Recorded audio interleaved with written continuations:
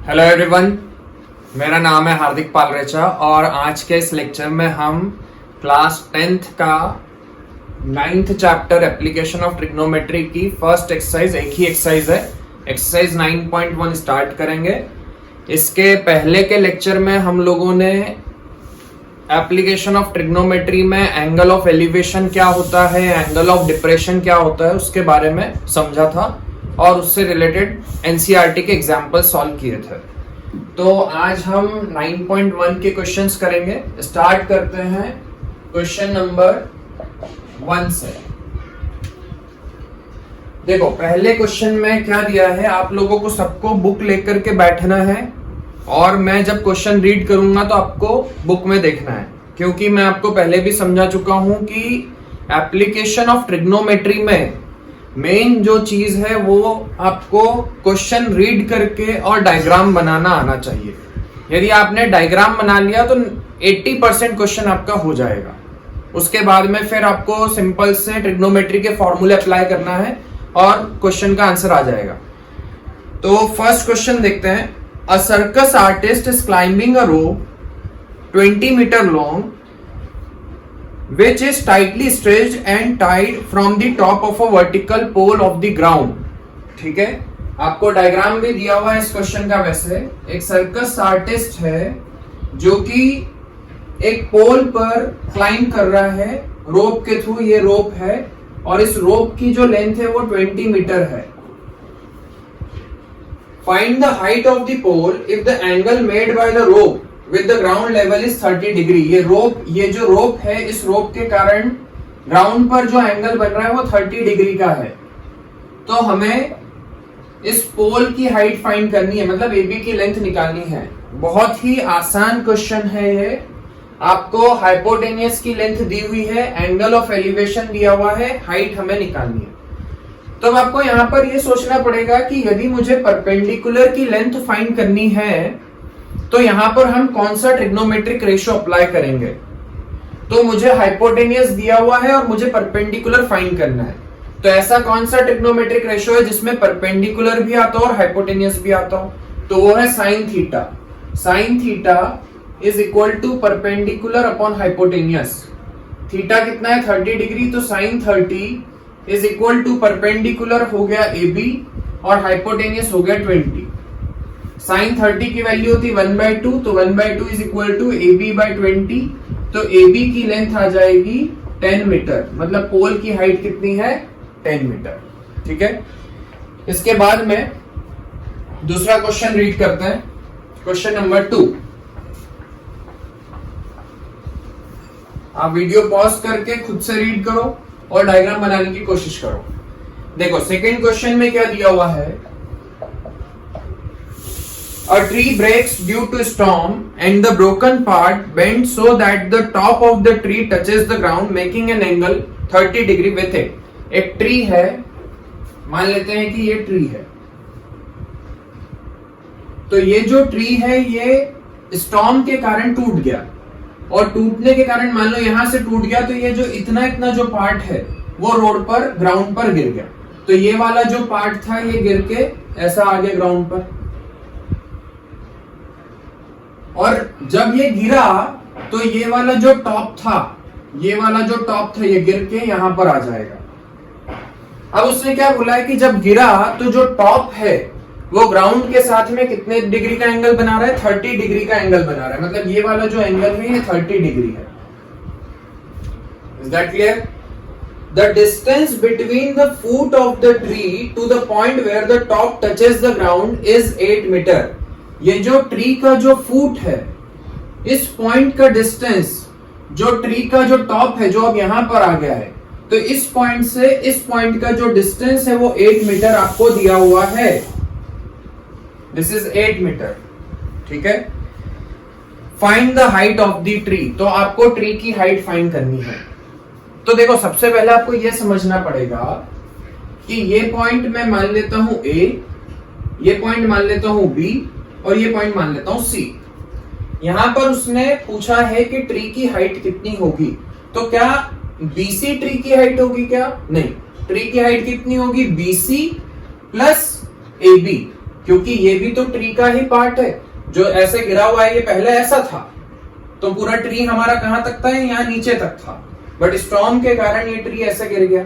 तो ये वाली लेंथ और ये वाली लेंथ, इन दोनों का सम करेंगे तो हमें क्या मिल जाएगा, ट्री की टोटल हाइट मिल जाएगी। मतलब मुझे परपेंडिकुलर भी फाइंड करना है और हाइपोटेन्यूस की लेंथ भी फाइंड करनी है, और दोनों को जब मैं प्लस करूंगा तो हमें ट्री की लेंथ मिलेगी। तो यहाँ पर हम ट्रिग्नोमेट्री अप्लाई करते हैं। मेरे पास में बेस दिया हुआ है, परपेंडिकुलर भी निकालना है और हाइपोटेन्यूस भी निकालना है। तो सबसे पहले हम परपेंडिकुलर निकाल लेते हैं। तो परपेंडिकुलर के लिए मैंने फॉर्मूला अप्लाई किया tan थीटा। तो एंगल दिया हुआ है 30 डिग्री, तो tan 30 is equal to BC upon AC। tan 30 की वैल्यू होती है 1/√3 is equal to BC upon AC की लेंथ दी हुई है 8 मीटर। तो यहां से मुझे BC की लेंथ मिल गई 8/√3। कभी भी हम डिनोमिनेटर में रूट नहीं रखते हैं, इसीलिए मैं इसको रैशनलाइज कर लूंगा। तो मैंने √3 से ऊपर नीचे मल्टीप्लाई किया, तो आपको मिला 8√3/3 मीटर। ये तो हमें परपेंडिकुलर की लेंथ मिल गई। अब इसके बाद में मुझे हाइपोटेन्यूस निकालना है। तो हाइपोटेन्यूस निकालने के लिए मैंने cos 30 वाला फॉर्मूला अप्लाई किया, cos theta is equal to base upon hypotenuse. तो बेस की लेंथ है AC और हाइपोटेन्यूस की लेंथ है AB। cos 30 की वैल्यू कितनी होती है, √3/2 इक्वल टू AC हमें फाइंड करना है और AB की लेंथ 8 है। तो यहां से मुझे AC की लेंथ मिल गई 4√3 मीटर। ठीक है, तो सॉरी मैंने कुछ गलती कर दी। AC की लेंथ तो मुझे दी हुई है 8 मीटर और AB हमें फाइंड करना है। ठीक है, यहां पर आपको AC की लेंथ दी हुई थी 8 मीटर और AB की लेंथ हमें फाइंड करना है। तो यहां से मुझे AB की वैल्यू मिलेगी 16/√3। वापस से रैशनलाइज कर लेते हैं। तो रैशनलाइज करने पर आएगा AB की लेंथ आएगी 16√3/3 मीटर। तो हमें AB की लेंथ भी मिल गई है, AB मतलब हाइपोटेन्यूस भी मिल गया है और BC की भी लेंथ मिल गई। अब हमें ट्री की टोटल हाइट फाइंड करनी है। तो ट्री की हाइट कितनी होगी, height of tree is equal to 8√3/3 metre plus 16√3/3। दोनों को प्लस करने पर आएगा 24√3/3। दोनों पूरा सॉल्व करने पर हमें ट्री की टोटल हाइट मिलेगी 8√3 मीटर। ठीक है, तो इस तरीके से सॉल्व करेंगे सेकंड क्वेश्चन। अब इसके बाद में क्वेश्चन नंबर 3। आप लोग बुक से पहले क्वेश्चन रीड करो और डायग्राम बनाओ, पॉज करके डायग्राम बनाओ, और उसके बाद में भी यदि नहीं हो रहा है, यदि सॉल्व नहीं हो रहा है, तो फिर आप वीडियो से रेफर करो। Question number 3। A contractor plans to install 2 slides for the children to play in a park. एक कॉन्ट्रैक्टर है जिसको पार्क में 2 स्लाइड्स लगानी है। For the children below the age of 5 years, she prefers to have a slide whose top is at a height of 1.5 meter. जो 5 साल से छोटे बच्चे हैं उनके लिए जो स्लाइड लगाई जाएगी उसकी हाइट ग्राउंड से कितनी होनी चाहिए, 1.5 मीटर। ठीक है, and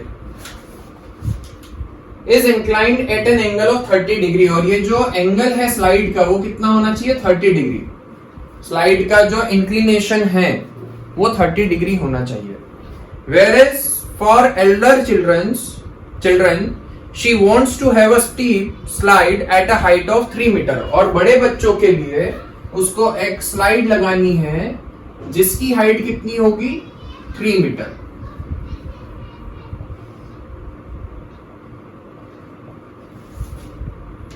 and inclined at an angle of 60 degree. और ये जो एंगल ऑफ इंक्लिनेशन है वो 60 डिग्री होना चाहिए। What should be the length of the slides in each case? आपको दोनों केस में स्लाइड्स की लेंथ निकालनी है। स्लाइड की लेंथ मतलब हाइपोटेनियस फाइंड करना है। A B C and P Q R. पहले वाले केस में भी मुझे स्लाइड की लेंथ फाइंड करनी है और दूसरे वाले केस में भी हमें स्लाइड की लेंथ फाइंड करनी है। तो सबसे पहले मैंने यहां पर ट्रिग्नोमेट्रिक रेशियो अप्लाई किया, मुझे हाइपोटेनियस फाइंड करना है, परपेंडिकुलर दिया हुआ है तो साइन थीटा का फॉर्मूला लगा देते हैं। Sine 30 is equal to perpendicular which is 1.5 upon hypotenuse which is A B. Sine 30 की वैल्यू होती है 1/2 equal to 1.5 upon A B. तो यहां से मुझे ए बी की लेंथ मिलेगी 3 मीटर। उसी तरीके से यहां पर भी हम ट्रिग्नोमेट्री अप्लाई करके पी क्यू की लेंथ निकाल सकते हैं। Sine 60 is equal to perpendicular which is 3 meter upon hypotenuse which is PQ। sin 60 की वैल्यू होती है √3/2 equal to 3 upon PQ। तो यहां से मुझे PQ की लेंथ मिलेगी 6 upon √3। इसको जब आप रैशनलाइज करोगे तो हमें मिलेगा 2√3 मीटर। मतलब सेकेंड वाले केस में स्लाइड की लेंथ होगी 2√3 मीटर और पहले वाले केस में स्लाइड की लेंथ होगी 3 मीटर। फोर्थ क्वेश्चन देखते हैं, क्वेश्चन नंबर 4। देखो इसमें स्टार्टिंग के जो क्वेश्चन है वो बहुत ही आसान है, उसमें डायग्राम बनाना भी बहुत सिंपल है। फोर्थ क्वेश्चन रीड कर रहा हूं मैं। The angle of elevation of the top of a tower from a point on the ground which is 30 meter away from the foot of the tower is 30 degree। एक tower है और इस tower के top का angle of elevation, ground पर एक point है, उस पॉइंट से एंगल ऑफ एलिवेशन दिया हुआ है 30 डिग्री। और ये भी बताया है कि ये जो पॉइंट है ये टावर के फुट से कितनी दूरी पर है, 30 मीटर की दूरी पर है। क्वेश्चन रीड करो। The angle of elevation of the top of the tower, इस टावर के टॉप का angle of elevation from a point on the ground which is 30 metre away from the foot of the tower. ये जो point है ये tower के foot से 30 metre की डिस्टेंस पर है और उस पॉइंट से एंगल ऑफ एलिवेशन है 30 डिग्री। तो आपको टावर की हाइट फाइंड करनी है। इसको मैं नेमिंग कर रहा हूं इसकी ABC, मतलब मुझे AC की लेंथ फाइंड करनी है। तो यहां पर सीधे सीधे मुझे बेस दिया हुआ है और परपेंडिकुलर फाइंड करना है। तो हम यहां पर कौन सा ट्रिग्नोमेट्रिक रेशियो अप्लाई करेंगे, tan थीटा का। तो tan 30 is equal to perpendicular upon base which is BC। tan 30 की वैल्यू होती है 1/√3, तो 1/√3 is equal to AC upon 30। तो यहां से मुझे AC की वैल्यू मिलेगी 30 अपॉन √3। इसको यदि हम रैशनलाइज करते हैं तो हमें मिलेगा 10√3 मीटर। मतलब कि टावर की हाइट कितनी है, 10√3 मीटर। आप चाहो तो √3 की वैल्यू भी पुट कर सकते हो, तो आंसर आपका डेसिमल में आ जाएगा। ठीक है, इसके बाद में फिफ्थ क्वेश्चन देखते हैं, क्वेश्चन नंबर 5।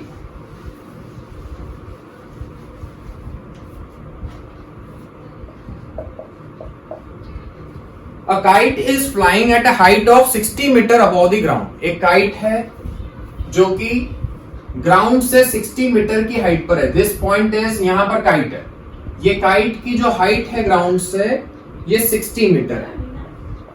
ठीक है, the string attach to the kite is temporarily tied to a point on the ground. और इस काइट से जो धागा है वो ग्राउंड पर कहीं पर बंधा हुआ है, मान लो यहां पर बंधा हुआ है। The inclination of the string with the ground is 60 degree. और ये जो एंगल है, ये जो स्ट्रिंग का जो एंगल है ग्राउंड के साथ में वो कितना है, 60 डिग्री है। ठीक है, find the length of the string assuming that there is no slack in the string. तो हमें स्ट्रिंग की लेंथ फाइंड करनी है assuming that there is no slack, मतलब कि ये जो स्ट्रिंग है एकदम टाइट है, ये हमें अज्यूम करके चलना है।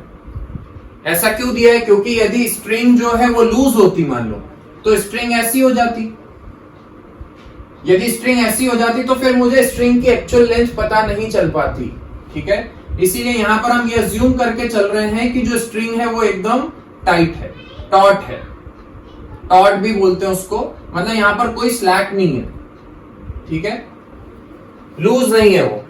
तो यहां पर हमें हाइपोटेनियस की लेंथ निकालनी है और परपेंडिकुलर दिया हुआ है, तो हम कौन सा ट्रिग्नोमेट्रिक रेशियो यहां पर यूज कर सकते हैं? परपेंडिकुलर मुझे दिया हुआ है और हाइपोटेनियस फाइंड करना है, तो कौन से फॉर्मूले में परपेंडिकुलर भी आता है और हाइपोटेनियस भी आता है? साइन 60 में, तो sine theta sine 60 equal to perpendicular की लेंथ दी है 60 मीटर और हाइपोटेनियस हम मान लेते हैं AC। साइन 60 की वैल्यू होती है √3/2 इक्वल टू 60 अपॉन AC। तो यहां से मुझे AC की लेंथ मिलेगी 120/√3 मीटर। यदि मैं इसको रैशनलाइज कर दूं तो मुझे मिलेगा 40√3 मीटर। रैशनलाइज अब मैं बार बार करके नहीं बताऊंगा, आप यहाँ पर √3 का ऊपर नीचे मल्टीप्लाई करोगे तो नीचे 3 आएगा, 3 और 120 कट जाएगा, तो 40√3 मीटर हमें स्ट्रिंग की लेंथ मिलेगी, ठीक है। 6th क्वेश्चन देखते हैं।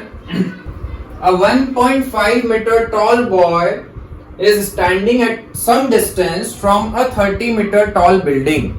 एक 1.5 मीटर टॉल बॉय है जो कि 30 मीटर टॉल बिल्डिंग से कुछ डिस्टेंस पर, कुछ दूरी पर खड़ा है। हमें नहीं पता कितनी दूरी पर है, मान लेते हैं कि ये 30 मीटर टॉल बिल्डिंग है और ये आपका 1.5 मीटर टॉल बॉय है, ठीक है। ये 30 मीटर की बिल्डिंग है और ये 1.5 मीटर टॉल बॉय है। कितनी डिस्टेंस पर है ये बिल्डिंग से वो क्वेश्चन में नहीं दिया गया। The angle of elevation from his eyes to the top of the building increases from 30 degree to 60 degree as he walks towards the building. अब अभी यहां से जब वो देख रहा था बिल्डिंग के टॉप को, तो उसकी आंखों से जो बिल्डिंग के टॉप का एंगल ऑफ एलिवेशन था वो कितना था? 30 डिग्री था। अब जैसे जैसे वो बिल्डिंग के पास में आएगा, मान लो यहां पर पहुंच गया, तो एंगल ऑफ एलिवेशन जो है वो बढ़ता जाएगा। तो क्वेश्चन में क्या दिया है कि जो एंगल ऑफ एलिवेशन है वो 30 डिग्री से चेंज होकर के कितना हो गया? 60 डिग्री हो गया, जैसे जैसे वो बिल्डिंग के पास में आया। मान लो जब वो यहां पर आ गया तो एंगल ऑफ एलिवेशन हो गया 60 डिग्री, ठीक है।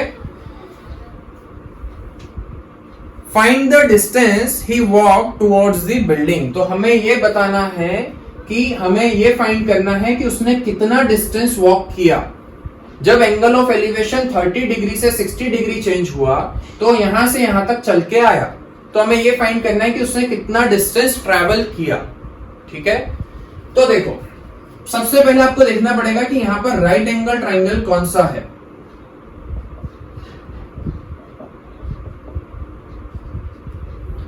मुझे ये पूरी लेंथ 30 मीटर दी हुई है, ये AE की जो लेंथ है ये 30 मीटर है। यहां पर दो राइट एंगल ट्राइंगल बन रहे हैं, एक तो ABC और दूसरा ABD, ठीक है। और ये बॉय की हाइट है 1.5 मीटर, तो ये भी कितना हो जाएगा? 1.5 मीटर। यदि मैं ट्राइंगल की हाइट निकालना चाहूं तो मुझे क्या करना पड़ेगा? ट्राइंगल की यदि मुझे हाइट निकालनी है, ट्राइंगल का यदि ये परपेंडिकुलर फाइंड करना है, तो 30 में से 1.5 हमें सब्ट्रैक्ट करना पड़ेगा। तो 30 में से 1.5 सब्ट्रैक्ट करने पर आएगा 28.5 मीटर। तो हमें ट्राइंगल का परपेंडिकुलर मिल चुका है। अब मैं इस छोटे ट्राइंगल में ट्रिग्नोमेट्री अप्लाई करके BC की वैल्यू फाइंड कर लूंगा और बड़े ट्राइंगल में भी ट्रिग्नोमेट्री अप्लाई करके हम BD की वैल्यू भी निकाल लेंगे। तो मुझे BD की लेंथ भी पता चल गई, BC की लेंथ भी पता चल गई। जब मैं BD में से BC को माइनस करूंगा तो बचेगा क्या? CD, जो कि हमें फाइंड करना है कि वो बॉय ने कितना डिस्टेंस कवर किया, वो हमें फाइंड करना है, विच इज CD। तो सबसे पहले मैं ट्राइंगल ABC में ट्रिग्नोमेट्री अप्लाई करता हूं। यहां पर मेरे पास में परपेंडिकुलर है, बेस फाइंड करना है, तो हम कौन सा फॉर्मूला अप्लाई करेंगे? tan थीटा का। tan 60 is equal to perpendicular upon base, perpendicular A B है और बेस बी सी है। tan 60 की वैल्यू कितनी होती है, √3 इक्वल टू ए बी की लेंथ दी है 28.5 अपॉन बी सी। BC उधर जाएगा, √3 नीचे आ जाएगा, तो BC की वैल्यू आ गई 28.5 अपॉन √3। इसको हम रेशनलाइज कर लेते हैं, तो मुझे मिलेगा यहां पर 28.5 अपॉन 3√3, 28.5 √3 अपॉन 3। यहां पर 28.5 को 3 से कैंसिल आउट कर देते हैं, 3 9 जा 27, 3 5 जा 15, तो BC की लेंथ आ गई 9.5 √3 मीटर। BC आ चुका है। अब मुझे क्या फाइंड करना है, BD की लेंथ निकालनी है। तो BD की लेंथ निकालने के लिए हम कौन से ट्राइंगल में ट्रिग्नोमेट्री अप्लाई करेंगे, और सबसे पहली चीज की ट्रिग्नोमेट्री सिर्फ राइट एंगल ट्राइंगल में ही अप्लाई होती है। तो यहां पर दूसरा राइट एंगल ट्राइंगल कौन सा है, ABD। तो हम ABD में भी ट्रिग्नोमेट्री अप्लाई करके बेस फाइंड कर लेते हैं।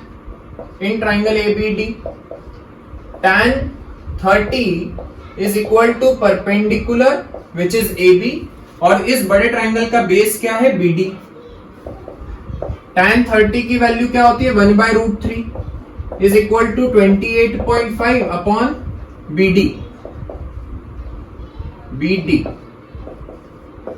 तो यहां से BD की लेंथ आएगी 28.5 √3 मीटर। मुझे BD भी मिल चुका है और BC भी मिल चुका है, बट हमें फाइंड क्या करना है, CD की लेंथ। तो क्या मैं CD को ऐसा लिख सकता हूं, CD is equal to BD minus BC। BD में से जब हम BC को माइनस करेंगे तो क्या मिलेगा, CD की लेंथ मिलेगी। CD इक्वल टू BD की लेंथ है 28.5 √3 माइनस BC की लेंथ है 9.5 √3। सब्ट्रैक्ट कर दो, तो ये आएगा √3 और 28 में से 9 माइनस करेंगे तो 19 √3 मीटर।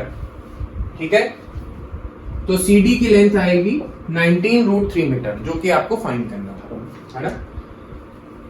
इसके बाद में 8th क्वेश्चन देखते हैं। ये कौन सा क्वेश्चन था, नहीं ये 6th क्वेश्चन था। 7th समझते हैं। 7th क्वेश्चन में आपको क्या दिया है, क्वेश्चन रीड करो, वीडियो पॉज करो, रीड करो, डायग्राम बनाओ और खुद से सॉल्व करने की कोशिश करो।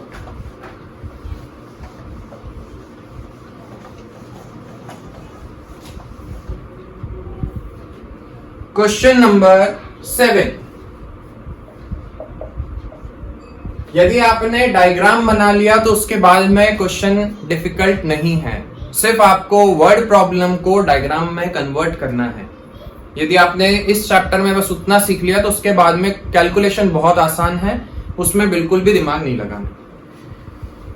From a point on the ground the angle of elevation of the bottom and the top of a transmission tower eight the top of a 20 meter high building are 45 degree and 60 degree. From a point on the ground, ground पर एक point है और इस point से कहां का angle of elevation दिया है, the angle of elevation of the bottom and the top of a transmission tower fixed at the top of a 20 metre high building. इस पॉइंट से हम कहां पर देख रहे हैं, ट्रांसमिशन टावर के टॉप पर और बॉटम पर, और वो ट्रांसमिशन टावर कहां पर लगा हुआ है, 20 मीटर हाई बिल्डिंग पर लगा हुआ है। Is that clear? ये 20 मीटर हाई बिल्डिंग है, ये बिल्डिंग है, और इस 20 मीटर हाई बिल्डिंग पर एक ट्रांसमिशन टावर लगा हुआ है, ये टावर है। ठीक है, इस ट्रांसमिशन टावर के बॉटम का मतलब इस पॉइंट का, टावर यहां से यहां तक का है, तो टावर का बॉटम और टावर के टॉप को देख रहे हैं इस पॉइंट से। तो इस पॉइंट, और ये बिल्डिंग की हाइट है 20 मीटर। क्वेश्चन रीड करो, from a point on the ground the angle of elevation, इस पॉइंट से एंगल ऑफ एलिवेशन कहां का, the angle of elevation of the bottom of the transmission, bottom and the top of the transmission tower. इस point से bottom को देख रहे हैं ट्रांसमिशन टावर के और टॉप को देख रहे हैं, and the transmission tower is fixed on the top of 20 metre high building. तो जब बॉटम को देख रहे हैं तो एंगल ऑफ एलिवेशन बन रहा है 45 डिग्री का, और टॉप को देख रहे हैं तो एंगल ऑफ एलिवेशन बन रहा है 60 डिग्री का। ठीक है, then find the height of the tower. तो आपको यहां पर टावर की हाइट फाइंड करनी है, मतलब ये वाली लेंथ हमें निकालनी है। ये A मान लेते हैं, ये B मान लेते हैं, ये C मान लेते हैं और ये D मान लेते हैं। तो मुझे AD की लेंथ फाइंड करनी है। सेम लास्ट क्वेश्चन जो हमने किया था, सेम उसी टाइप का क्वेश्चन है। इसको हम x ले लेते हैं अभी थोड़ी देर के लिए। तो मुझे x की वैल्यू फाइंड करनी है। ठीक है, पहले मैं बड़े ट्राइंगल में ट्रिग्नोमेट्री अप्लाई करके बड़े ट्राइंगल का परपेंडिकुलर निकाल लेता हूं, जिसका क्या नाम है AB, और फिर हम ओके।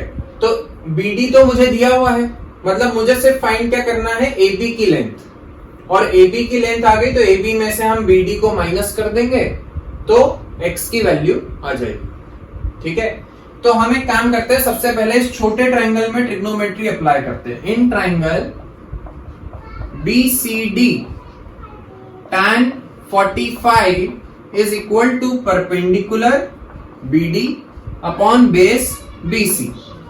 tan 45 की वैल्यू कितनी होती है, 1। तो 1 इक्वल टू BD की लेंथ है 20 अपॉन BC। तो यहां से BC की वैल्यू आ गई 20 मीटर, मतलब ट्राइंगल का बेस कितना है, 20 मीटर। ये मैंने पहले ट्राइंगल का बेस क्यों निकाला, आपके दिमाग में क्वेश्चन आ सकता है। क्योंकि मुझे बड़े ट्राइंगल में किसकी वैल्यू निकालनी है, AB की वैल्यू निकालनी है। पर बड़े ट्राइंगल में यदि मुझे AB निकालना है तो कोई दूसरी साइड तो मुझे पता होनी चाहिए बड़े ट्राइंगल की। तो हमने देखा कि ये वाली जो साइड है BC, ये छोटे ट्राइंगल में भी है और वो बड़े ट्राइंगल में भी है, मतलब BC is common to both the triangles. तो हमने एक काम किया कि इस ट्राइंगल को यूज करके BC की लेंथ निकाल ली। तो मुझे ट्राइंगल का बेस मिल चुका है, अब ट्राइंगल का परपेंडिकुलर निकाल लेते हैं। तो अब हम बड़े ट्राइंगल में ट्रिग्नोमेट्री अप्लाई करते हैं। tan 60 is equal to perpendicular है AB अपॉन बेस है 20 मीटर। tan 60 की वैल्यू होती है √3 इक्वल टू AB अपॉन 20। तो AB की वैल्यू आएगी 20 √3 मीटर। ठीक है, अब मुझे फाइंड क्या करना है, AD की लेंथ। तो AD क्या होगा, AD को हम लिख सकते हैं AB माइनस BC। ठीक है, तो AD की लेंथ निकालने के लिए हम क्या करेंगे, AB में से, इसको x मानने की जरूरत नहीं थी, नहीं भी मानोगे तो भी हो जाएगा। AB की लेंथ है 20 √3 माइनस 20, तो ये आएगा 20 ब्रैकेट में √3 माइनस 1। तो this will be the length of the transmission tower, height of the transmission tower. ठीक है, अगला क्वेश्चन है क्वेश्चन नंबर 8। 8th क्वेश्चन में देखते हैं क्या दिया है। A statue 1.6 metre tall stands on the top of a pedestal. एक पेडेस्टल है और उसके ऊपर एक स्टैच्यू रखी हुई है। ठीक है, ये मान लेते हैं कि ये पेडेस्टल है और इस पेडेस्टल के ऊपर स्टैचू है। ये जो है ये स्टैचू है मान लेते हैं। ठीक है, मतलब ये पीछे पीछे का इतना बनाने की कोई जरूरत नहीं है, ये यहां तक का पेडेस्टल है। ये पेडेस्टल हो गया और उसके ऊपर ये स्टैचू है। स्टैचू की हाइट है 1.8 metre. From a point on the ground, the angle of elevation of the top of the statue is 60 degree. Ground पर किसी एक पॉइंट से, एक पॉइंट है जहां से पेडेस्टल के स्टैचू के the angle of elevation of the top of the statue, statue के टॉप का जो एंगल ऑफ एलिवेशन है वो है 60 degree. this angle is 60 degree. And from the same point, the angle of elevation of the top of the pedestal is 45 degree. और इसी point से pedestal के टॉप का जो एंगल ऑफ एलिवेशन है वो 45 डिग्री है. ये एंगल 45 डिग्री है और ये पूरा बड़ा एंगल 60 डिग्री का है. ठीक है. Find the height of the pedestal. तो हमें पेडिस्टल की हाइट फाइंड करनी है, मतलब ये वाली हाइट हमें निकालनी है. इस पॉइंट को A मान लेते हैं, इसको B, इसको C, इसको D. हमें BD की लेंथ फाइंड करनी है. मुझे ये वाली लेंथ दी हुई है 1.8 और BD हमें फाइंड करना है. और एंगल ऑफ एलिवेशन दिया हुआ है. यहाँ का इस पॉइंट का एंगल ऑफ एलिवेशन 60 डिग्री है और D पॉइंट का एंगल ऑफ एलिवेशन 45 डिग्री है. तो देखो यहां पर सबसे पहले मैंने देखा कि यहां पर दो राइट एंगल ट्राइंगल बन रहे हैं. एक बन रहा है ABC और दूसरा बन रहा है DBC. और दोनों ट्राइंगल का बेस कॉमन है. दोनों ट्राइंगल में BC जो है वो कॉमन है. तो मैं किसी भी एक ट्राइंगल को यूज करके बेस फाइंड कर लेता हूं. यदि मैंने इसको X मान लिया तो हम इस ट्राइंगल को यूज करके ये बेस BC की वैल्यू फाइंड करते हैं. इन ट्राइंगल BCD मैं बेस क्यों फाइंड करना चाहता हूं? क्योंकि मुझे पता है कि दोनों ट्राइंगल का बेस कॉमन है. तो इसलिए हम बेस की वैल्यू निकालते हैं. जो कॉमन है उसकी वैल्यू फाइंड कर लो. जब आप डायग्राम बनाओगे और उसके बाद में सॉल्व करोगे तो देखो कि दोनों ट्राइंगल में कौन सी ऐसी साइड है जो दोनों ट्राइंगल में कॉमन है. और जो भी दोनों ट्राइंगल में कॉमन है वो आप सबसे पहले उसको फाइंड करने की कोशिश करो. तो यहां पर मैंने इस ट्राइंगल को यूज किया. इन triangle BCD tan 45 is equal to perpendicular which is BD upon base which is BC. तो यहां से tan 45 तो 1 होता है, BD की वैल्यू x है अपॉन BC. तो मुझे BC की वैल्यू भी मिल गई x मीटर. हमेशा एक चीज ध्यान रखना कि जहां पर 45 डिग्री का एंगल है तो वहां पर परपेंडिकुलर और बेस इक्वल हो जाएंगे. यदि ये x है तो ये भी x आएगा, क्योंकि ये 90 है, ये 45 है, तो ये तीसरा एंगल भी 45 डिग्री का होगा. तो दो एंगल इक्वल, तो ये आइसोसेलेस ट्रायंगल बन जाएगा. तो ये x है तो ये भी x आएगा. बट आपको पूरा ट्रिग्नोमेट्री से करके बताना है. तो हमें बेस की वैल्यू भी x मिल गई. अब हम इस बड़े ट्रायंगल की बात करते हैं. इन ट्रायंगल ABC, इस ट्रायंगल में हमने ट्रिग्नोमेट्री अप्लाई करी. tan 60 is equal to perpendicular. तो परपेंडिकुलर की लेंथ कितनी है? x प्लस 1.8 अपॉन बेस कितना है? x. ये बेस अभी हमने निकाला, BC की वैल्यू भी x आई थी. tan 60 होता है √3. √3 is equal to x plus 1.8 upon x. ठीक है. √3 की वैल्यू हम पुट कर देते हैं 1.732 इंटू x. ये x उधर गया तो x का मल्टीप्लाई हो गया equal to x plus 1.8. x को हम उधर शिफ्ट कर लेंगे तो 1.732x minus x is equal to 1.8. x common निकला या फिर माइनस कर दो तो 0.732x इज इक्वल टू 1.8. तो यहां से हमें x की वैल्यू मिलेगी 1.8 अपॉन 0.732. इसको आपको सॉल्व करना पड़ेगा. मैं यहां पर सॉल्व नहीं कर रहा हूं, यहीं पर मैं इसको छोड़ रहा हूं. आप जब 1.8 को 0.732 से डिवाइड करोगे तो हमें x की वैल्यू मिल जाएगी जो कि पेडेस्टल की हाइट है. ठीक है. तो ये आपको कैलकुलेशन आपको देखनी है, डिवाइड कैसे करना है वो आप देखना. 9th क्वेश्चन हम सॉल्व करते हैं. Question number 9. The angle of elevation of the top of a building. Question read करो. सबसे पहले आपको क्वेश्चन को रीड करके डायग्राम बनाना है. नहीं समझ में आ रहा है क्वेश्चन तो बार बार रीड करो, समझ में आएगा. The angle of elevation of the top of a building from the foot of a tower is 30 degree.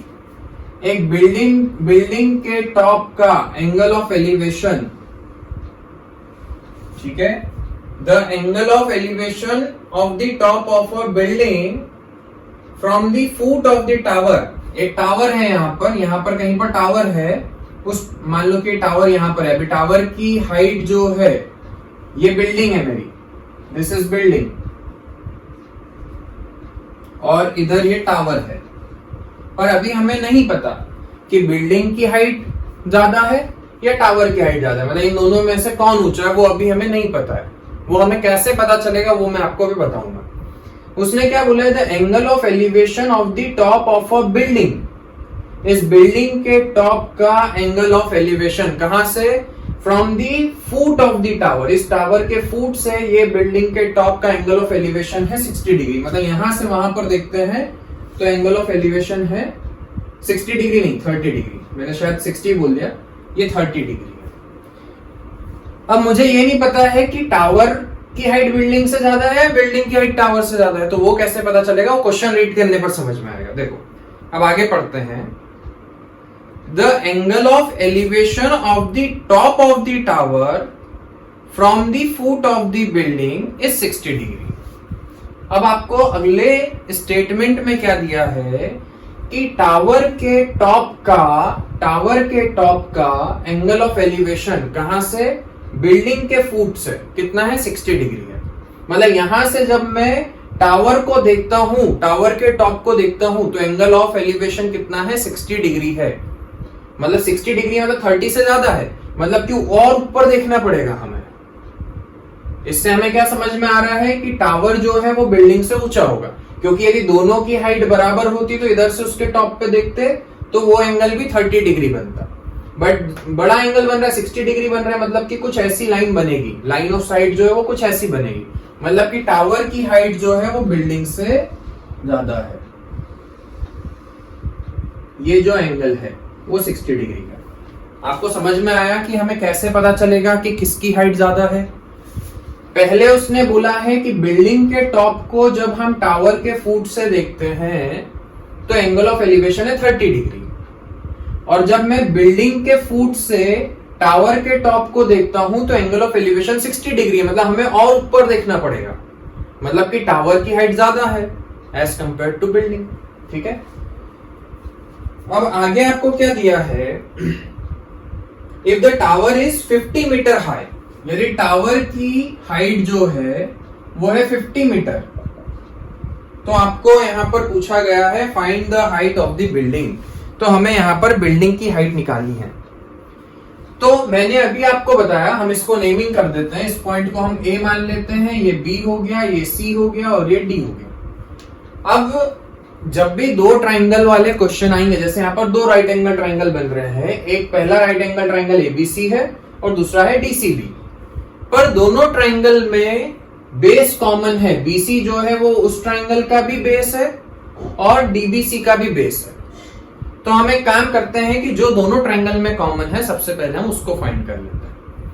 तो मैं पहले कौन से ट्राइंगल को लूंगा, एबीसी को लूंगा, क्योंकि उसमें मुझे एबी पता है, ट्रिग्नोमेट्री अप्लाई करके हम बीसी की वैल्यू फाइंड कर सकते हैं। तो in triangle ABC tan 60, tan theta क्यों यूज कर रहा हूं, क्योंकि perpendicular upon base, perpendicular given है, बेस निकल जाएगा, तो परपेंडिकुलर हो गया AB अपॉन बेस हो गया BC। tan 60 होता है √3, AB की वैल्यू कितनी है 50 अपॉन BC, तो यहां से हमें BC की वैल्यू मिलेगी 50/√3। इसको हम रेशनलाइज कर लेते हैं, तो हमें BC की वैल्यू मिलेगी 50√3 अपॉन 3 मीटर। यह हमें BC की वैल्यू मिल चुकी है। अब BC की वैल्यू आ गई तो हम DC की वैल्यू फाइंड कर सकते हो, और DC हमें फाइंड करना है, DC is the height of the building, वही हमें फाइंड करना है।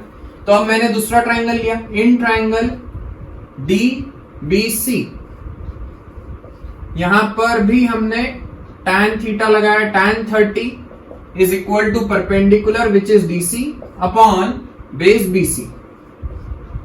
tan 30 की वैल्यू कितनी होती है 1/√3 equal to DC upon BC की वैल्यू कितनी है 50√3 अपॉन 3। ये रेसिप्रोकल होगा, तो 1/√3 is equal to 3 into DC upon 50√3 आ गया।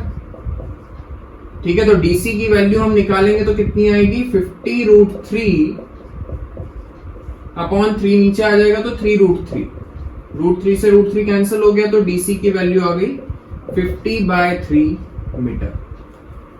ठीक है, तो बहुत ही आसान क्वेश्चन है, आपको सिर्फ डायग्राम बनाना है, उसके बाद में सिंपल ट्रिग्नोमेट्रिक रेशियो है। 10th क्वेश्चन समझते हैं। Two poles of equal height, दो पोल है इक्वल हाइट के, are standing opposite each other on either side of the road. दोनों पोल रोड के अपोजिट साइड्स पर हैं, ठीक है। विच इज 80 मीटर वाइड, ये आपका रोड है, ये रोड की विड्थ दिखा रहा हूं, मतलब कि रोड ऐसा चल रहा है, रोड ऐसा है, और रोड के बीच में यदि मैं खड़ा हूं तो मुझे रोड की विड्थ दिख रही है। समझे मेरी बात? ये मान लो कि आपका रोड है, तो ये रोड की विड्थ दिखा रहा हूं मैं आपको 80 मीटर। एक पोल यहां पर लगा हुआ है और दूसरा पोल यहां पर लगा हुआ है, ठीक है। तो एक पोल इधर है ऐसा, दूसरा पोल इधर है, दोनों की हाइट इक्वल है। ये पहला पोल, ये दूसरा पोल, दोनों की हाइट इक्वल है। यदि इसकी हाइट h है तो उसकी हाइट भी h होगी, और इस रोड की जो विड्थ है वो कितनी है? 80 metre. From a point between them on the road, इस रोड पर बीच में कहीं पर एक पॉइंट है। The angle of elevation of the top of the poles are 60 degree and 30 degree. तो उस पॉइंट से एक पोल का एंगल ऑफ एलिवेशन है 60 डिग्री और दूसरे पोल का एंगल ऑफ एलिवेशन है 30 डिग्री, ठीक है। Find the height of the poles and the distance of the point from the poles. तो हमें पोल की हाइट फाइंड करनी है, और ये जो पॉइंट जहां से हम दोनों पोल्स के टॉप को देख रहे हैं वो पॉइंट रोड पर कहां पर है वो भी हमें फाइंड करना है। इस डिस्टेंस को मैं अभी थोड़ी देर के लिए x मान लेता हूं, तो ये वाला डिस्टेंस कितना हो जाएगा? 80 माइनस x मीटर, ठीक है। क्योंकि टोटल जो विड्थ है वो 80 है, उसमें से x में यदि माइनस करूंगा तो कितना बचेगा? 80 माइनस x। अब हम दोनों ट्राइंगल में ट्रिग्नोमेट्री अप्लाई कर देते हैं। इस पॉइंट को मैं A बोल रहा हूं, ये B, ये C, D एंड E। सबसे पहले हम ABC की बात करते हैं। अब यहां पर मैंने क्या देखा कि दोनों ट्राइंगल में कॉमन क्या है? इस ट्राइंगल में और उस ट्राइंगल में कॉमन क्या है? हाइट कॉमन है, इसकी भी हाइट h है और उसकी भी हाइट h है, ठीक है। तो पहले ट्राइंगल में ट्रिग्नोमेट्री अप्लाई करी, tan 60 is equal to h by x। tan 60 की वैल्यू होती है √3, तो √3 is equal to h by x, तो h की वैल्यू हो गई √3x metre. This is your first equation. उसी तरीके से हमने दूसरे ट्राइंगल में ट्रिग्नोमेट्री अप्लाई करी, CED, in triangle CED tan 30 is equal to perpendicular upon base. tan 30 की वैल्यू होती है 1 by √3 is equal to h upon 80 minus x। तो यहां से h की वैल्यू कितनी आएगी? 80 माइनस x बाय √3। ये हो गई हमारी सेकेंड इक्वेशन। पहली इक्वेशन से भी h की वैल्यू आ गई है, दूसरी इक्वेशन से भी h की वैल्यू आ गई है। दोनों इक्वेशन को हम कंपेयर कर लेते हैं तो हमें क्या मिलेगा? √3x is equal to 80 minus x upon √3। √3 इधर आया तो 3x is equal to 80 minus x, 4x is equal to 80। तो x की वैल्यू कितनी आ गई? 20 मीटर। मतलब वो जो पॉइंट है, जिस पॉइंट से हम ऑब्जर्व कर रहे हैं, वो पॉइंट इधर वाले पोल से 20 मीटर की डिस्टेंस पर है और उधर वाले पोल से कितना हो जाएगा? 60 मीटर। 80 माइनस 20 60 मीटर की डिस्टेंस पर है, ठीक है। अब मुझे हाइट भी फाइंड करनी है, तो इस इक्वेशन में, इस इक्वेशन में आप x की वैल्यू पुट कर दो। पहली इक्वेशन में मैं पुट कर रहा हूं h इक्वल टू √3x, तो h की वैल्यू आ जाएगी 20 √3 मीटर। मतलब पोल की हाइट कितनी हो गई? 20 √3, ठीक है। 11th क्वेश्चन पर आते हैं, रीड करते हैं। 11th क्वेश्चन में क्या दिया हुआ है? A TV tower stands vertically on a bank of a canal. एक टीवी टावर है जो कि किसी कैनाल के बैंक पर लगा हुआ है। from a point on the other bank directly opposite to the tower, the angle of elevation of the top of the tower is 60 degree. जैसे कि मान लेते हैं कि दिस इज योर कैनल, इस कैनल के मैं फिर से वही बात कर रहा हूं कि ये कैनल का मैं कौन सा व्यू दिखा रहा हूं, फ्रंट व्यू, मतलब कि जो पानी जो है वो या तो बाहर की तरफ आ रहा है या फिर अंदर की तरफ जा रहा है। जैसे अभी मैंने रोड बनाई थी वैसे ये कैनल को मैं बना के बताता हूं। ये मान लो कि ये कैनल है और पानी ऐसे बह रहा है इसमें, ठीक है। तो मैं ऐसा व्यू दिखा रहा हूं, ये कैनल की विड्थ बनाई है मैंने और इस वाले बैंक पर एक टीवी टावर लगा हुआ है। Is that clear? यदि हम दूसरे इस वाले साइड पर टीवी का टावर लगा हुआ है और यदि मैं दूसरी साइड जाता हूं कैनल के और वहां से यदि हम टावर के टॉप को ऑब्जर्व करते हैं from a point on the other bank directly opposite the tower, the angle of elevation of the top of the tower is 60 degree. तो यहां से यदि हम टावर के टॉप को ऑब्जर्व करते हैं तो एंगल ऑफ एलिवेशन कितना है? 60 डिग्री। इतना क्लियर है? अब आपको क्या दिया है? From another point 20 metre away from this point on the line joining this point to the foot of the tower.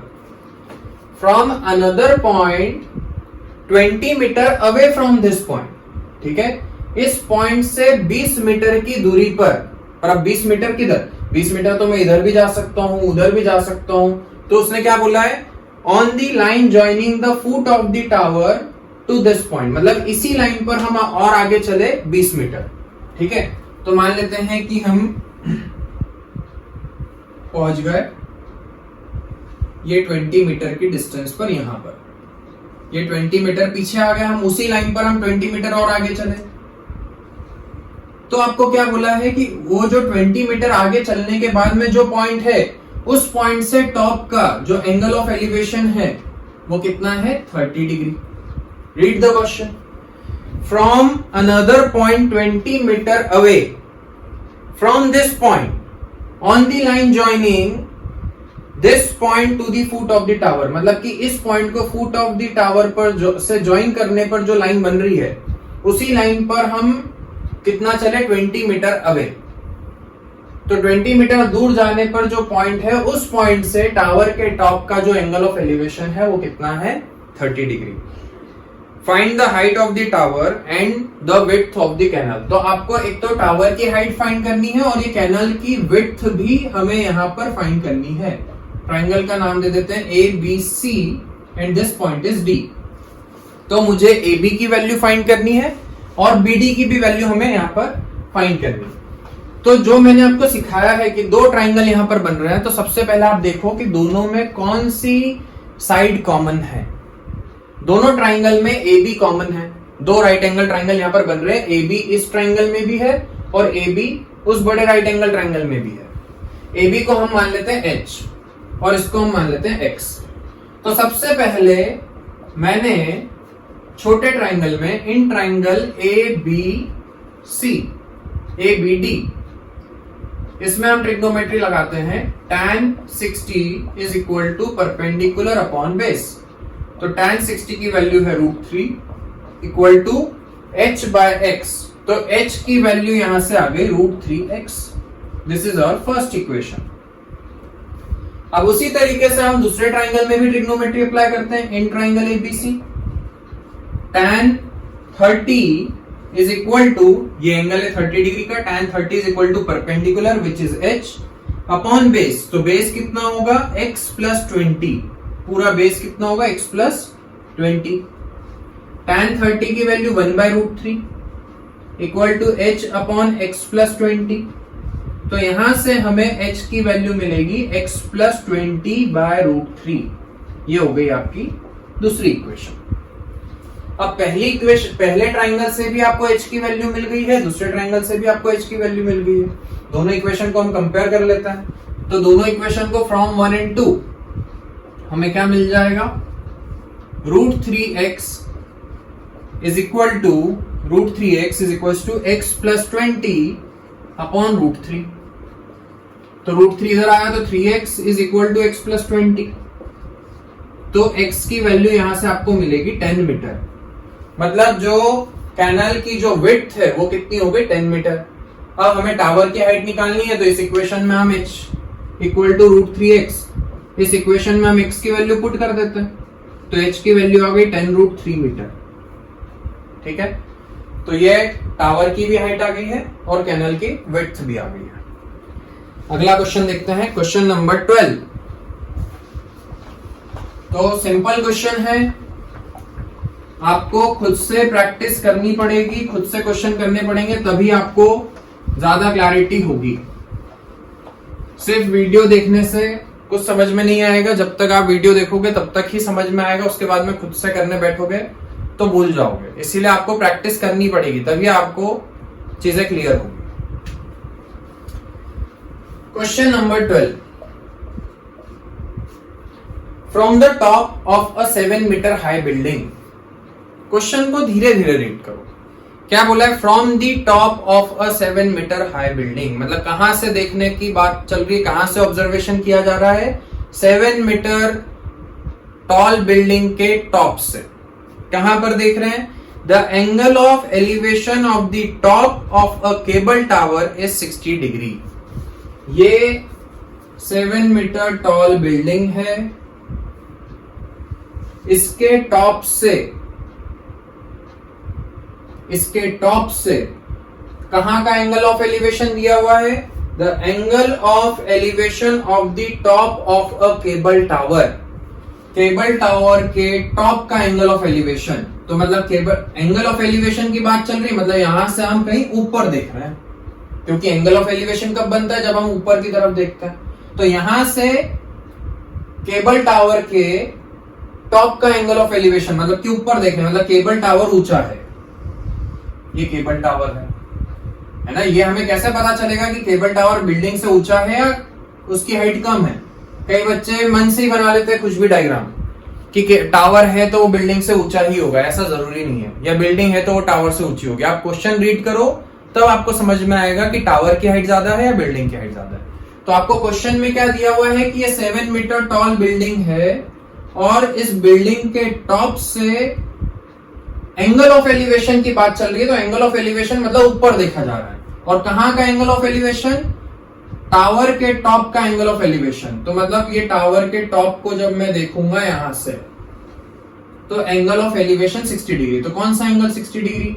तो हम यहां से देख रहे हैं, तो एंगल ऑफ एलिवेशन कैसे बनाएंगे? जहां से हम ऑब्जर्व कर रहे हैं वहां से हमें एक लाइन ड्रॉ करनी पड़ेगी which is parallel to the ground.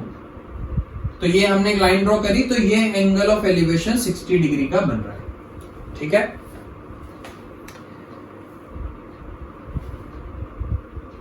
The angle of depression of its foot is 45 degree.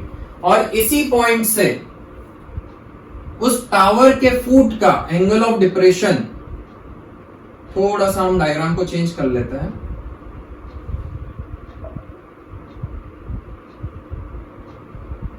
हाँ, यहां से जब मैंने टावर के टॉप को ऑब्जर्व किया तो एंगल ऑफ एलिवेशन था 60 डिग्री, और यहां से जब हमने टावर के फुट को ऑब्जर्व किया तो एंगल ऑफ डिप्रेशन, क्योंकि अब मैं नीचे की तरफ देखा, तो ये एंगल ऑफ डिप्रेशन क्या होगा? ये कितना है? 45 डिग्री का। यदि ये 45 है तो ये भी 45 हो जाएगा। ठीक है, तो ये दो चीजें आपको दी हुई है और आपसे बोला है determine the height of the tower. तो हमें इस टावर की हाइट फाइंड करनी है। इस पॉइंट को A बोल देते हैं, इसको B, ये C, ये D और ये E। यदि ये 7 मीटर है बिल्डिंग की हाइट, तो ये वाली हाइट भी कितनी हो जाएगी? 7 मीटर। मतलब हमें फाइंड कितना करना है? AC। वैसे तो हमें फाइंड करना है पूरे टावर की लेंथ, हाइट, बट टावर में इतना मुझे पता है कि इतनी हाइट कितनी है, ये कितना है? 7 मीटर। तो उसमें हमें AC की वैल्यू निकालनी पड़ेगी और वो हम इसमें 7 मीटर में प्लस कर देंगे, तो हमें पूरे केबल टावर की हाइट मिल जाएगी। तो अब हमने यहां पर देखा कि यहां पर दो राइट एंगल ट्रायंगल, वैसे 3 दिख रहे हैं। एक ये भी बन रहा है BCE, एक BDE और एक ACB। एक तो ट्रायंगल में कौन सा लूंगा? ACB ट्रायंगल लूंगा। ठीक है, क्योंकि मुझे AC की वैल्यू फाइंड करनी है। दूसरा ट्राइंगल आप चाहो तो ये वाला ले लो या फिर आप ये वाला भी ले सकते हो, उसमें आपको कोई सा भी ले लो, उससे कोई फर्क नहीं पड़ेगा क्योंकि ये दोनों ट्राइंगल सेम है। ठीक है, तो मैं ये वाला ट्राइंगल ले रहा हूं। ठीक है, यहां पर मैंने इसको मान लिया x। यदि मैंने इसको x माना है तो BC की लेंथ भी कितनी हो जाएगी x, क्योंकि ये और ये तो दोनों इक्वल होंगे, पैरेलल है। ये लाइन इसके पैरेलल, ये लाइन इसके पैरेलल, पैरेललोग्राम बन रहा है तो अपोजिट साइड्स इक्वल होगी, है ना। तो यदि ये मैंने x माना तो BC भी कितना हो जाएगा, x हो जाएगा। अब दोनों इस ट्राइंगल में और उस ट्राइंगल में देखो एक चीज कॉमन हो गई कि ये यहां पर एक साइड x है और इधर भी एक साइड x है, तो हमारा काम हो जाएगा। सबसे पहले मैं इस ट्राइंगल में ट्रिग्नोमेट्री अप्लाई करता हूं, क्योंकि यहां पर मुझे 7 मीटर ये दिया हुआ है। ट्रिग्नोमेट्री अप्लाई करके मैं x की वैल्यू फाइंड करूंगा। तो in triangle BDE tan 45 is equal to perpendicular BD upon base DE। tan 45 1 होता है, BD की वैल्यू 7 है अपॉन x, तो x की वैल्यू आ गई 7 मीटर। अभी मैंने आपको बताया था कि जहां पर 45 डिग्री का एंगल होता है वहां पर परपेंडिकुलर और बेस इक्वल होते हैं, बट आपको डायरेक्ट नहीं लिखना है, आपको ट्रिग्नोमेट्री, क्योंकि हम एप्लीकेशन ऑफ ट्रिग्नोमेट्री पढ़ रहे हैं तो वो अप्लाई करना है यहाँ पर। ठीक है, x की वैल्यू आ गई, मतलब BC की वैल्यू भी कितनी होगी, therefore BC equal to 7 metre. BC की वैल्यू भी 7 मीटर हो जाएगी, क्योंकि ये x है, क्या ये D और BC इक्वल है, ये x है तो वो भी x होगा। अब हम कौन से ट्राइंगल में ट्रिग्नोमेट्री अप्लाई करेंगे, in triangle ABC tan 60 is equal to perpendicular जो कि AC है अपॉन बेस मतलब x, या फिर आप BC भी लिख सकते हो। tan 60 की वैल्यू √3 है, AC हमें फाइंड करना है और ये हमारे पास में 7 है, तो AC की वैल्यू आ गई 7√3 मीटर। तो AC भी आ गया है और CE तो ऑलरेडी हमारे पास में है, हमें फाइंड करना है AE की वैल्यू। तो AE क्या होगा, AC प्लस CE। तो AE की लेंथ कितनी आएगी, 7√3 प्लस 7, मतलब कि 7 ब्रैकेट में √3 प्लस 1 मीटर। तो ये केबल टावर की हाइट होगी। ठीक है, इसके बाद में 13th क्वेश्चन देखते हैं। Question number 13. As observed from the top of a 75 meter high lighthouse.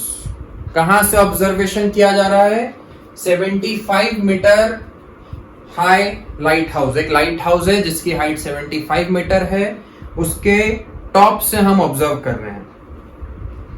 The angle of depression of the two ships are 30 degree and 45 degree. मान लेते हैं कि ये आपका लाइट हाउस है जिसकी हाइट है कितनी, 75 मीटर। इस लाइट हाउस के टॉप से यदि हम ऑब्जर्व करते हैं तो दो शिप है, एक शिप यहां पर है और दूसरी शिप मान लो यहां पर कहीं पर है।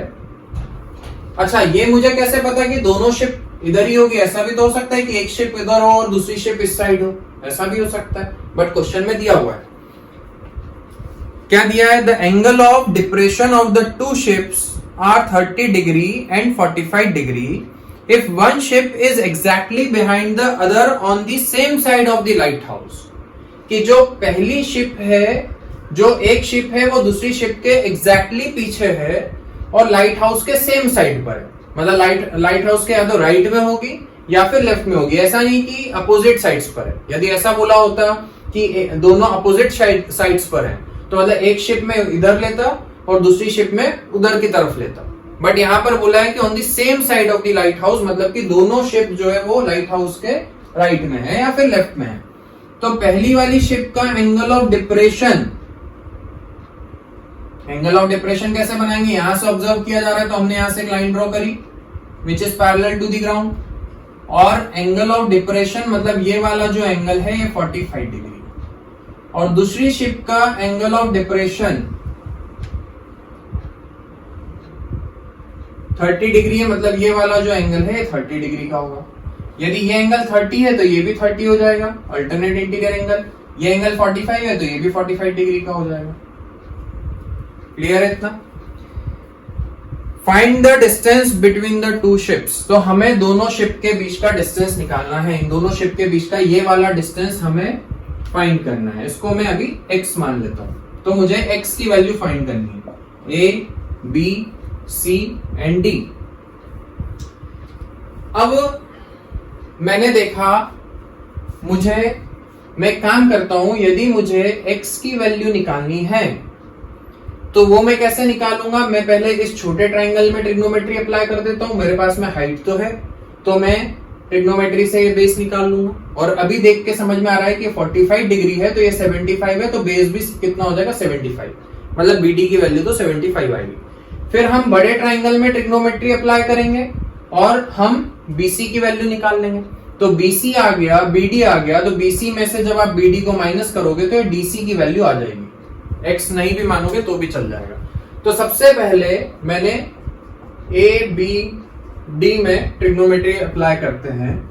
tan 45 is equal to perpendicular जो कि 75 है अपॉन बेस मतलब BD। तो ये तो 1 होता है, इक्वल टू 75 अपॉन BD। तो यहां से हमें BD की वैल्यू मिलेगी 75 मीटर। अब हम बड़े ट्राइंगल में ट्रिग्नोमेट्री अप्लाई कर लेते हैं। In triangle ABC tan 30 is equal to perpendicular 75 है अपॉन बेस कितना है BC। तो यहां से tan 30 की value 1/√3 equal to 75 upon BC। तो हमें BC की वैल्यू मिलेगी 75√3 मीटर। अब हमें DC फाइंड करना है। तो यदि मैं BC में से BD को माइनस करूंगा तो हमें DC की लेंथ मिल जाएगी। ठीक है, तो DC equal to BC minus BD। तो DC इक्वल टू 75√3 माइनस 75। तो DC की लेंथ आ जाएगी 75 ब्रैकेट में √3 माइनस 1 मीटर। तो ये दोनों शिप के बीच का डिस्टेंस आ गया। ठीक है, इसके बाद में अगला क्वेश्चन देखते हैं, question number 14।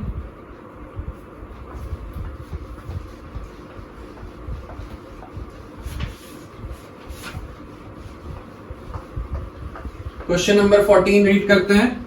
A 1.2 meter tall girl spots a balloon moving with the wind in a horizontal line at a height of 88.2 meter from the ground। एक गर्ल है जिसकी हाइट 1.2 मीटर है। इसने एक बलून को ऑब्जर्व किया और बलून जो है वो हॉरिजॉन्टली चल रहा है, मतलब उसकी हाइट नहीं बढ़ रही है, सिर्फ वो ऐसे चल रहा है। मतलब पहले बलून यहां था तो वो ऐसे इस डायरेक्शन में चल रहा है, ऐसे नहीं जा रहा, ऊपर की तरफ नहीं जा रहा है, सिर्फ हॉरिजॉन्टल डायरेक्शन में वो आगे बढ़ रहा है। ठीक है, और वो बलून की जो हाइट है, मान लो बलून यहां पर है, तो बलून की ग्राउंड से हाइट कितनी है? 88.2 metre. The angle of elevation of the balloon from the eyes of the girl at any instant is 60 degree।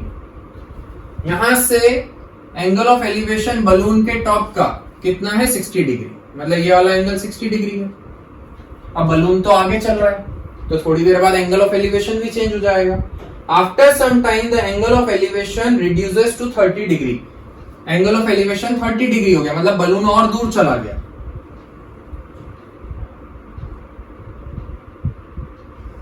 Balloon की हाइट उतनी ही रहेगी क्योंकि वो हॉरिजॉन्टली आगे बढ़ रहा है, वर्टिकली मतलब उसकी हाइट में कोई चेंज नहीं आएगा। तो ये एंगल ऑफ एलिवेशन 30 डिग्री हो गया। ये पूरी हाइट है 88.2। हाइट पहले भी 88.2 थी, बाद में भी 88.2 मीटर ही है। ठीक है, find the distance travelled by the balloon during the interval. तो आपको बताना है कि बलून ने कितना डिस्टेंस ट्रेवल किया, मतलब हमें ये वाला डिस्टेंस फाइंड करना है। ये वाली हाइट कितनी है? 1.2 मीटर, क्योंकि ये गर्ल की हाइट है। तो ये जो ट्राइंगल का जो परपेंडिकुलर होगा वो कितना होगा? 88.2 में से हम 1.2 माइनस कर देते हैं तो ये हाइट आएगी 87 मीटर। ठीक है, 87 मीटर, ये वाली हाइट ट्राइंगल की यहां तक, ये हाइट कितनी आ गई 87 मीटर। इसको मैं ए मान लेता हूं, इसको बी मान लेता हूं, इसको सी मान लेता हूं, इसको डी मान लेता हूं और ये पॉइंट को ई मान लेता हूं। तो मैंने देखा कि पहले वाले ट्राइंगल का जो परपेंडिकुलर है वो भी 87 है और दूसरे वाले ट्राइंगल का परपेंडिकुलर भी कितना है 87 मीटर है। हमें फाइंड क्या करना है, सीडी की लेंथ फाइंड करनी है। हम बड़े ट्राइंगल में ट्रिग्नोमेट्री अप्लाई करेंगे, परपेंडिकुलर मुझे पता है, एंगल मुझे पता है, तो बीडी की लेंथ आ जाएगी। ठीक है, बीडी की लेंथ आ गई, फिर हम छोटे ट्राइंगल में ट्रिग्नोमेट्री अप्लाई कर देते हैं। एंगल मुझे पता है, ये वाली हाइट 87 मीटर है, तो बीसी की भी लेंथ आ जाएगी। बीडी में से जब आप बीसी को माइनस करोगे तो आपको सीडी की लेंथ भी मिल जाएगी। ठीक है, सबसे पहले मैं ईबीडी में ट्रिग्नोमेट्री अप्लाई कर रहा हूं। tan 30 is equal to perpendicular कितना है 87 अपॉन बेस कितना है BD। तो यहां से इसको सॉल्व करने पर BD की वैल्यू आ जाएगी 87/√3 मीटर। ये 1/√3 होता है तो 87√3 मीटर आएगी। फिर हम दूसरे ट्राइंगल में ABC में ट्रिग्नोमेट्री अप्लाई कर लेते हैं। tan 60 is equal to perpendicular 87 है अपॉन बेस BC। तो यहां से आपको BC की वैल्यू मिलेगी 87/√3। इसको रैशनलाइज करना पड़ेगा, तो हमें मिलेगा 29√3 मीटर। रैशनलाइज करके सॉल्व करोगे तो 29√3 मीटर आएगा। अब हमें फाइंड किसकी वैल्यू करनी है, CD की। तो CD कैसे निकालेंगे, BD में से जब मैं BC को माइनस करूंगा तो मुझे CD की लेंथ मिल जाएगी। तो BD की वैल्यू कितनी है 87√3, उसमें से आपने 29√3 माइनस कर दिया तो कितना आएगा, √3 तो आएगा ही, एंड 17 माइनस 58√3 मीटर। ठीक है, तो ये बलून ने इतना डिस्टेंस ट्रेवल किया। ठीक है, इसके बाद में 15th क्वेश्चन, अच्छा क्वेश्चन है। कई बच्चे इसमें गलतियां करते हैं, कहां गलती करते हैं वो भी मैं बताऊंगा कि क्या गलती होती है। चलो देखते हैं।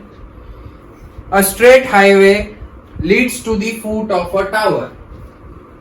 एक स्ट्रेट हाईवे है जो कि कहां पर जा रहा है, एक टावर के फुट पर। ये टावर है, इस टावर के फुट पे जा रहा है हाईवे, सीधे leads to the foot of the tower. A man standing at the top of the tower, एक आदमी है जो टावर के टॉप पर खड़ा हुआ है। Observes a car eight an angle of depression of 30 degree. उसने एक कार को देखा और वहां से angle of depression, angle of depression मतलब क्या, ये वाला एंगल, ये एंगल कितना था 30 डिग्री। ठीक है, which is approaching the foot of the tower with uniform speed. और वो जो कार जो है वो टावर की तरफ चल रही है यूनिफॉर्म स्पीड से। 6 सेकेंड्स लेटर, 6 सेकेंड के बाद में, 6 सेकेंड के बाद में क्या हुआ, ये 6 सेकेंड में कार मान लो यहां से यहां पहुंच गई। तो 6 सेकेंड के बाद में the angle of depression of the car is found to be 60 degree. 6 second के बाद में जब उस आदमी ने कार को देखा तो एंगल ऑफ डिप्रेशन कितना था 60 डिग्री। ये वाला एंगल 60 था, ये 60 तो ये 60 हो गया। यदि ये एंगल 30 है तो ये भी एंगल 30 डिग्री हो गया। ठीक है, कहां पर बच्चे इसमें गलती करते हो मैं बताऊंगा। Find the time taken by the car to reach the foot of the tower from this point. अब इस पॉइंट से यहां तक पहुंचने में कार को कितना टाइम लगेगा वो हमें टाइम फाइंड करना है। इसको हम ए मान लेते हैं, ये बी हो गया, ये सी हो गया और ये डी हो गया। हमें डीसी की वैल्यू फाइंड करनी है। डीसी की वैल्यू फाइंड नहीं करनी है, वो लेंथ नहीं निकालनी, हमें टाइम निकालना है कि डी से सी तक आने में कितना टाइम लगेगा। ठीक है, मान लेते हैं कि डी से सी तक आने में टी सेकेंड लग रहे हैं, तो हमें टी टाइम फाइंड करना है। अब बच्चे क्या गलती करते हैं कि सीधे यहाँ पर ट्रिग्नोमेट्री अप्लाई करना चालू कर देते हैं। इसको हमने h मान लिया, ठीक है। यहाँ पर आपको टावर की हाइट दी है क्या? नहीं दी है। हाँ, इस हाइट को मैंने h मान लिया, तो ये तो हाइट है, ये तो लेंथ है, और ये क्या है? टाइम है। तो क्या मैं यहाँ पर अभी ट्रिग्नोमेट्री अप्लाई कर सकता हूँ क्या? कई बार आप लोग ये गलती कर देते हो कि जैसे इसमें ट्रिग्नोमेट्री अप्लाई करी तो tan 60 is equal to perpendicular h upon base ले लिया t, पर ये गलत। ये गलत क्यों है? क्योंकि ये h जो है वो तो लेंथ है, हाइट है, उसकी यूनिट क्या होगी? मीटर्स में, और नीचे हमने क्या ले रखा है? टाइम ले रखा है, जो कि सेकंड्स में। तो ये इस तरीके से यहाँ पर यदि आप क्वेश्चन को करोगे तो क्वेश्चन गलत हो जाएगा, कोई मार्क्स यहाँ पर नहीं मिलेंगे, सिर्फ डायग्राम के मार्क्स मिलेंगे। अभी यहाँ पर मुझे ये जो डीसी की लेंथ निकालनी पड़ेगी। ये जो टाइम यहाँ पर B से D तक आने में 6 सेकंड लग रहे हैं, पर वो टाइम है, मुझे B से D की लेंथ निकालनी पड़ेगी, उसके बाद में ही मैं ट्रिग्नोमेट्री अप्लाई कर पाऊंगा। तो मुझे यहाँ पर क्वेश्चन में दिया हुआ है कि car is travelling with a uniform speed. तो मैंने मान लिया कि let the speed of the car is equal to x metre per second. Car की स्पीड है x मीटर पर सेकेंड। तो अब मेरे पास में स्पीड है कार की, तो मैं ये वाला डिस्टेंस भी निकाल सकता हूं, ये वाला भी निकाल सकता हूं। Speed equal to distance upon time. तो हम सबसे पहले ये वाला डिस्टेंस निकाल लेते हैं। स्पीड तो x है, ये वाला डिस्टेंस मतलब BD, और यहां पर टाइम कितना लग रहा है? 6 सेकंड। B से D तक आने में 6 सेकंड लग रहा है, तो BD की लेंथ आ गई 6x मीटर। उसी तरीके से हम DC की लेंथ भी निकाल लेते। स्पीड तो x ही है, क्योंकि यूनिफॉर्म स्पीड से ट्रेवल कर रहे हैं। डिस्टेंस है DC और टाइम है t, तो DC की वैल्यू कितनी आ गई? tx metre. तो अब हमारे पास में डिस्टेंस आ गया। अब मैं ट्रिग्नोमेट्री अप्लाई कर सकता हूं। अब मैंने सबसे पहले ये छोटा ट्राइंगल लिया, in triangle ADC tan 60 is equal to perpendicular मतलब h अपॉन DC। DC की वैल्यू कितनी है? tx। तो यहां से हमें इक्वेशन मिलेगी √3 is equal to h by tx। तो यहां से हमें h की वैल्यू मिलेगी √3tx। ये हो गई आपकी पहली इक्वेशन। अब मैंने दूसरे ट्राइंगल में, इन ट्राइंगल ABC, दूसरा ट्राइंगल लिया। वहां पर tan 30 is equal to h upon BC, और BC की वैल्यू कितनी होगी? BD plus DC। तो BD कितना है? 6x, और DC कितना है? tx। ठीक है, हमें फाइंड क्या करना है? t की वैल्यू। वहां पर पूछा क्या गया है कि यहां से यहां तक पहुंचने में कितना टाइम लगेगा। tan 30 की वैल्यू होती है 1/√3 is equal to h upon 6x plus tx। ठीक है, पहली इक्वेशन से h की वैल्यू हम दूसरी इक्वेशन में पुट कर देते हैं। यहां पर मैं कर रहा हूं put value of h from 1 into 2। तो दूसरी इक्वेशन में जब मैं h की जगह पर क्या पुट करूंगा? √3tx, तो मेरे पास में t की वैल्यू आ जाएगी। 1/√3 तो था ही, ठीक है। h की जगह पर पुट कर दिया √3tx अपॉन में 6x प्लस tx। नीचे से x कॉमन निकल रहा है, ये √3 को उधर भेज देते हैं। तो 1 इक्वल टू 3tx अपॉन में x ब्रैकेट में 6 प्लस t। x से x कैंसिल हो गया, 6 प्लस t इधर आया इक्वल टू 3t। तो 6 इक्वल टू 2t, तो यहां से t की वैल्यू आ जाएगी 3 सेकेंड। इस तरीके से सॉल्व करना है। मतलब मेरा समझाने का मतलब ये था कि आप सीधे t मान के और 6 मान के भी सॉल्व करोगे तो t की वैल्यू 3 आ जाएगी, पर वो गलत है। वो गलत क्यों है? क्योंकि जब आप ट्राइंगल में ट्रिग्नोमेट्री अप्लाई करोगे तो यहां पर मैं लेंथ ले रहा हूं और वहां पर टाइम नहीं ले सकता, सारी लेंथ ही होनी चाहिए।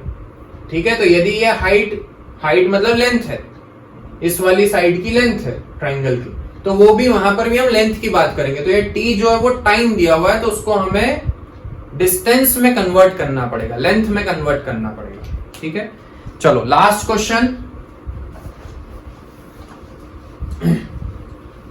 लास्ट क्वेश्चन में रीड करो, फटाफट रीड करो last question. The angle of elevation of the top of a tower from 2 points at a distance 4 meter and 9 meter from the base of the tower and in the same straight line with it are complementary. The angle of elevation of the top of a tower from 2 points at a distance of 4 meter. पहला point जो है वो 4 metre की distance पर है, and the second point is at a distance of 9 meter from the base of the tower. मतलब ये जो दूसरा पॉइंट है वो 9 मीटर की डिस्टेंस पर है।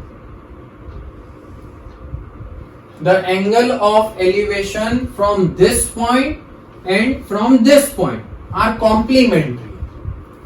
Complementary का मतलब क्या होता है? ऐसे दो एंगल जिनका सम कितना होता है 90, समझे? दो ऐसे एंगल जिनका सम कितना होता है 90 डिग्री। तो यदि मैं इसको थीटा मानता हूं तो ये कितना हो जाएगा 90 माइनस थीटा, क्योंकि ये थीटा है, इन दोनों का सम 90 है। तो पहले एंगल को मैं 90 में से माइनस करूंगा तो दूसरा एंगल मिल जाएगा। ठीक है, prove that the height of the tower is 6 metre. तो मुझे ये प्रूव करना है कि टावर की जो हाइट है वो 6 मीटर होगी, ये हमें प्रूव करना है। तो सबसे पहले बहुत ही सिंपल है बट थोड़ा सा ट्रिकी क्वेश्चन है, कैलकुलेशन बिल्कुल भी नहीं है। सबसे पहले हम एबीसी में ट्रिग्नोमेट्री अप्लाई करते हैं। tan theta is equal to perpendicular upon base, ये हो गई हमारी फर्स्ट इक्वेशन। हमें h की वैल्यू फाइंड करनी है, ये ध्यान रखना। दूसरे ट्राइंगल में ट्रिग्नोमेट्री अप्लाई करते हैं, इन ट्राइंगल एडीसी। तो वहां पर एंगल कितना है 90 माइनस थीटा, तो tan 90 minus theta is equal to perpendicular upon base. But tan 90 minus theta क्या होता है cot थीटा, तो cot theta is equal to h/4। या फिर मैं ऐसा भी लिख सकता हूं 1/tan थीटा, cot थीटा को हम क्या लिख सकते हैं 1/tan theta is equal to h/4। ये हो गई हमारी दूसरी इक्वेशन। अब पहली इक्वेशन से जो tan थीटा की वैल्यू आई है वो मैं दूसरी इक्वेशन में पुट कर देता हूं, या फिर मैं पहली इक्वेशन और दूसरी इक्वेशन का मल्टीप्लाई कर देता हूं। जब मल्टीप्लाई करूंगा तो tan थीटा और tan थीटा कैंसिल हो जाएंगे, तो हमारी इक्वेशन में बचेगा क्या, सिर्फ h बचेगा। या फिर आप ऐसा भी कर सकते हो कि पहली इक्वेशन से tan थीटा की वैल्यू दूसरी इक्वेशन में पुट कर दो, वो भी सही है। मैं मल्टीप्लाई कर रहा हूं, तो दोनों को जब आप मल्टीप्लाई करोगे तो क्या आएगा tan theta into 1/tan theta is equal to h/9 into h/4। ये दोनों कैंसिल हो गए, 1 equal to h²/36, h² equal to 36। तो h की वैल्यू आएगी +-6, बट हाइट की बात हो रही है तो वो कभी भी नेगेटिव नहीं हो सकती है, तो h इक्वल टू 6 मीटर। और हमें यही प्रूव करना था कि जो टावर है, टावर था है ना, टावर, हाँ, टावर की जो हाइट है वो 6 मीटर होगी, ये हमें प्रूव करना था। ठीक है, तो इस तरीके से इस क्वेश्चन को करेंगे। तो हमारा ये चैप्टर पूरा कंप्लीट हो चुका है। एप्लीकेशन ऑफ ट्रिग्नोमेट्री हमने पूरा अच्छे से समझ लिया है। वैसे मैंने इंट्रोडक्शन टू ट्रिग्नोमेट्री वाला लेक्चर अपलोड नहीं किया है, बहुत ही जल्दी मैं वो भी अपलोड करूंगा। बट पहले बहुत सारे स्टूडेंट्स ने बोला कि एप्लीकेशन ऑफ ट्रिग्नोमेट्री पढ़ना है, इसलिए मैंने ये अपलोड किया है।